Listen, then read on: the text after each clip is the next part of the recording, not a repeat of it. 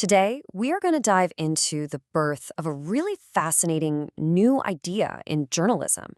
Seriously, this is a concept that promises to do more than just report the news. It's about actually healing some of the deep divisions in our society and maybe even solving the systemic crisis that's affecting the media today. So, look, most of us have probably heard of constructive journalism, right? The idea of reporting on solutions, not just problems. Great concept. But what about integral journalism? That's a whole other level. It's a concept that aims to go so much deeper.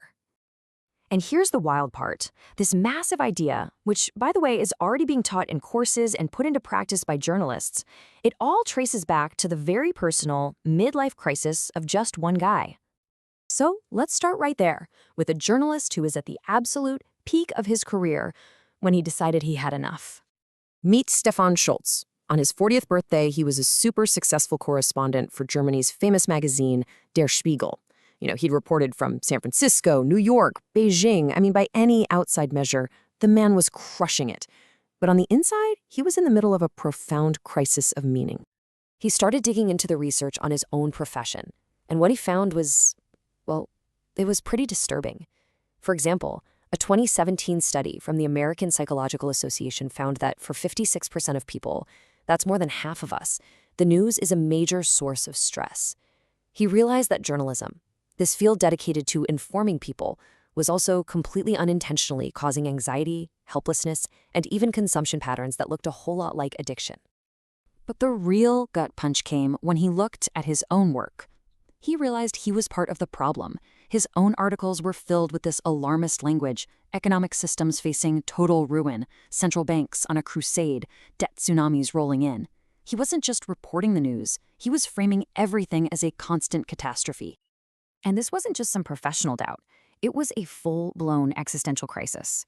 See, Schultz had wanted to be a reporter since he was 10 years old. He was the kind of kid who used to fall asleep with research folders on his pillow. Journalism wasn't just his job. It was his entire identity.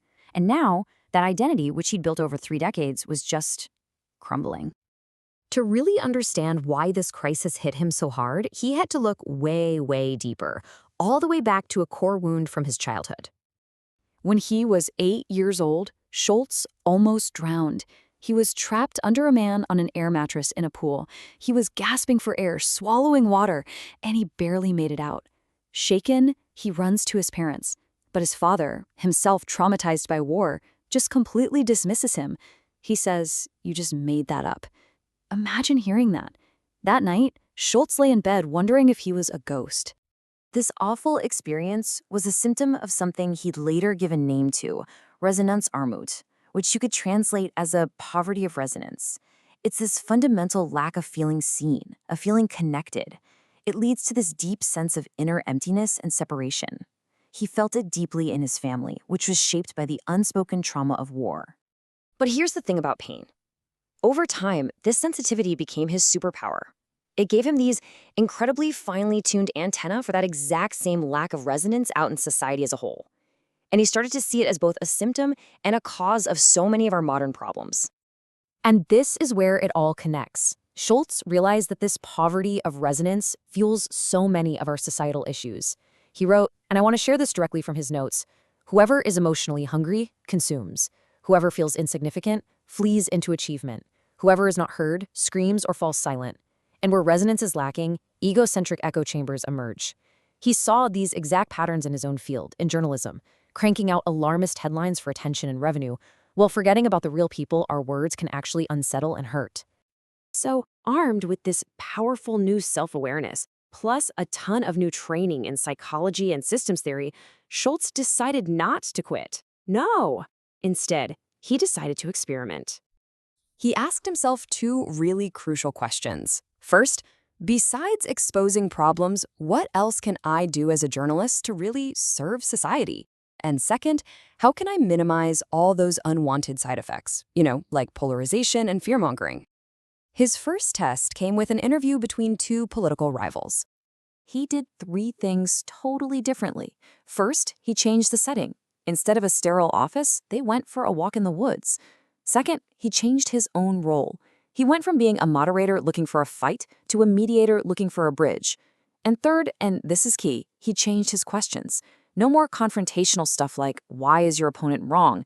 Instead, he used systemic questions, like, what is the shared problem that you are both trying to solve? He was looking for common ground, not conflict. The result? It was immediate and, frankly, stunning. The article that came from this new kind of interview was accessed over 100,000 times. It clearly struck a nerve with the audience. This little experiment created what he called a fourfold win.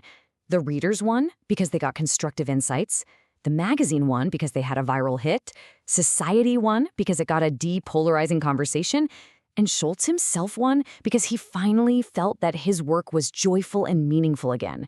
It was a total breakthrough. But this one's success, it wasn't the end of the road. Oh no, it was the beginning of a much bigger quest. He started looking for other people who were trying to do the same thing, strengthen the social fabric. He found pioneers in solution-focused journalism, peace journalism, and all these outlets dedicated to diversity and co-creation. And he realized he wasn't alone. And that led him to one final, pivotal question. All these amazing, innovative approaches were doing great work, for sure. But was there some deeper pattern connecting them all? Some kind of psychological deep structure that could explain why they work so well? Answering that question is the next chapter in this incredible story, and that is exactly what we are going to break down in the second part of our series on the foundations of integral journalism. See you then.